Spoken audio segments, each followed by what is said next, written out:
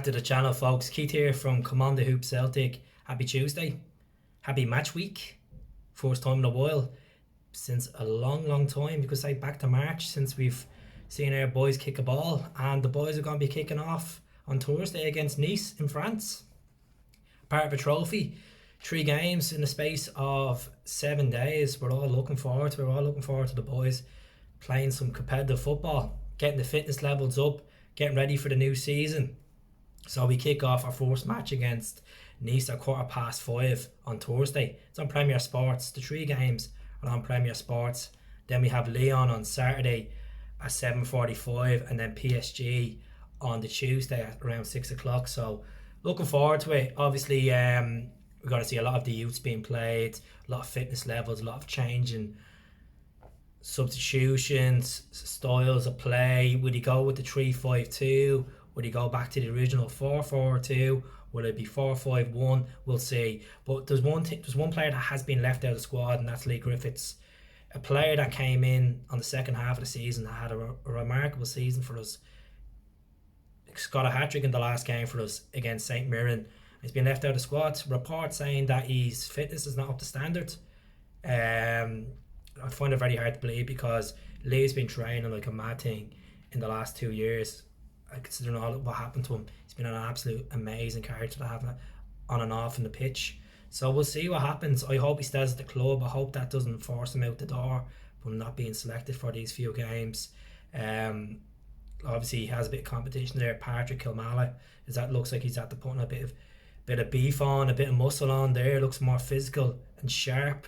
Look at the latest pictures of him training with the boys and that new sexy Adidas gear as well. Can't wait for it to come to the post. But look, I hope Leigh's okay and he bounces back and be the player he always is, you know. So let's see what happens there. He needs to get back into that Scotland squad, and I think for him to go to another team in Scotland, a lower team, it's going to be very hard for him. You know, there is competition, that Scotland foreign line. So let's see what happens, especially with these crucial playoff games coming up against Israel. So we'll see what happens. Fraser Foster, the talk has gone a bit bland. The only positive news I could say is Frank Lampard has come out and said that he's not really interested in Fraser Foster. He wants to get Oblak off Atletico Madrid. Phenomenal keeper, but this is not Chelsea talk. So Fraser, the whole thing with Fraser, the deal's still open. It's down to the player himself to agree, to take the pay cut, come to Celtic, win, do 10 in a row. He was there for 1, let him be there for 10 as well. Hope he does. I hope he takes the pay cut. You know, he's a great keeper. He's been crucial for us.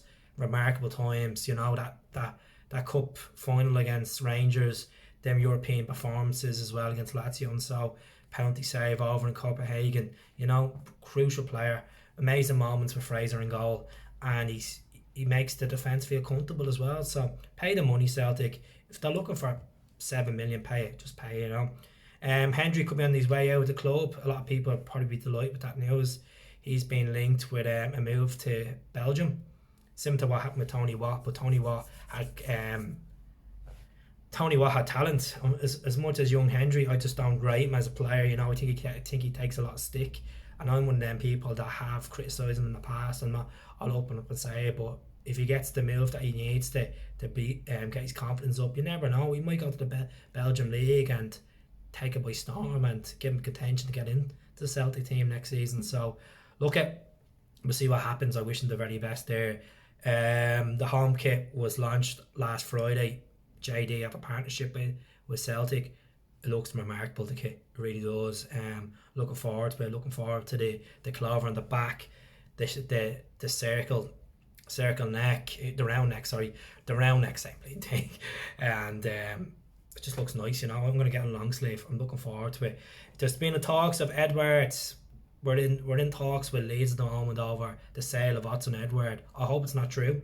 Personally, we need to keep him. He's our most important asset at the moment. Him and McGregor and our assets. No disrespect to other players, but they're our key assets.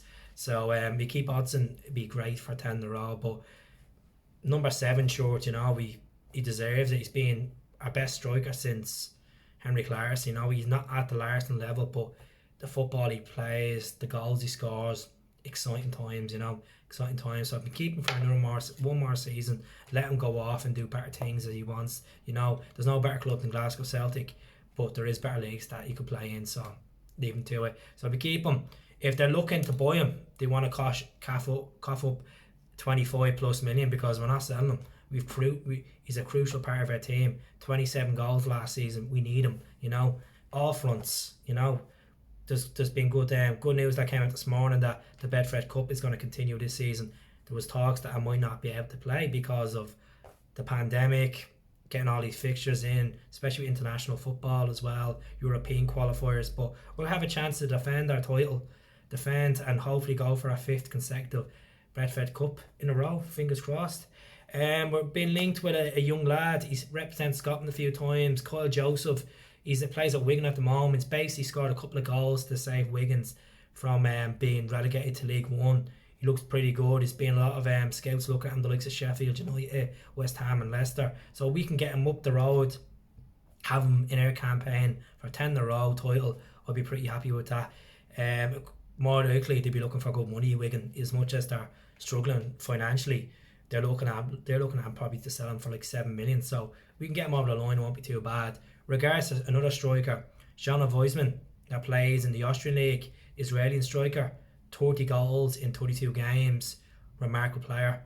He's pretty good in Europa League. They bought him for less than $500,000 from Maccabi Haifa a few years back. So if we can get this lad for about 4 or 5 million, we're looking pretty solid. As I said, it all goes down to Leigh Griffiths as well, and Patrick Kamala and Boyo as well. So it's the striker surrogate at the moment is confusion. It's upsetting for fans. Like, obviously these new names being linked to us, but at the same time we need to keep Edward. Edward's our asset. If we lose Edward in this window, Jesus, goodbye to 10 in a row.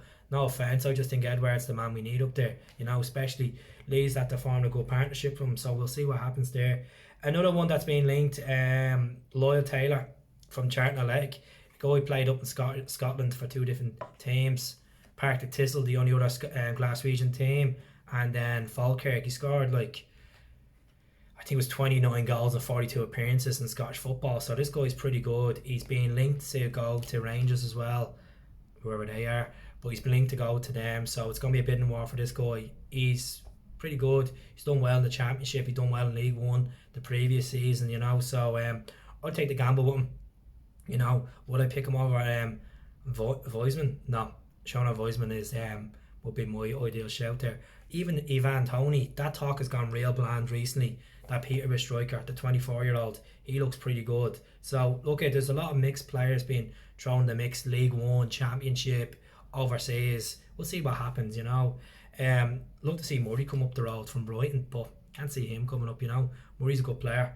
He's not getting much time at the moment at Brighton, so we'll see what happens. Even Fraser, as much as Fraser's being linked with the likes of Arsenal and Chelsea and stuff like that, never say never in football. And then the other player is Grady Tingana, England under 21, plays for West Ham, currently on loan to West Brom, 28 appearances, midfielder. Would we take him? Hell yeah. Look, if we're going to keep getting rid of all these so-called deadwood players, going for this boy. We need new faces. We need to get these players into this good pace of football, 3-5-2 football. It's good. Jeremy Frimpong is going to have an amazing season this year. I think he's going to get the player of the season. I'm really convinced he's going to get him or Callum, or even Edward if we keep him. We'll have to see. But looking forward to Thursday. It's going to be a big one. It's about the boys putting that Adidas kit on, getting the fitness levels up, getting a few faces on that pitch, and just doing well. I can't see us getting hammered by Nice.